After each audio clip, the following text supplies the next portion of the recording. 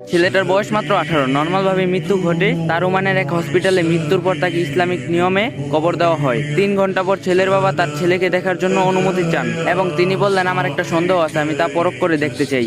লাশ তোলা হয় কবর থেকে, কাফনের কাপড় সরানো হলো। আশেপাশের লোকজন, আত্মীয় স্বজন, ডাক্তার, ছেলের বাবা সবাই এক মুহূর্তের জন্য বাকরুদ্ধ হয়ে গেলেন। ভয়ে সবার শরীর কেঁপে উঠলো। এ কি, 3 ঘন্টায় 18 বছরের ছেলে এমন অবস্থা কেমনে হলো? বয়স যেন 80 পেরিয়ে গেছে, চুলগুলা ধুসরে গেছে, ক্ষত বিক্ষত আগুনে পুড়ে গেছে, যেন অনেক অত্যাচার করা হয়েছে তার উপর। তার চোখের মধ্যে প্রাণ আছে, কি যেন বলতে চাইছে সে চোখ। ছেলের বাবা বললেন, আমি নিশ্চিত এটা খুব কঠিন আযাবের প্রতিফল। আমার ছেলে কখনো নামাজ রোজা করেনি, না কোনো ভালো কাজ, এমন কোনো খারাপ কাজ নাই যে সে করে নেই। এটা তার প্রতিফল। এটা কোনো কল্পনা না, এটা একটা বাস্তব ঘটনা। আর যদি শুনতে চান ইসলামের সুন্দর সুন্দর কাহিনী, তাহলে ফলো দেওয়া যান এখনই।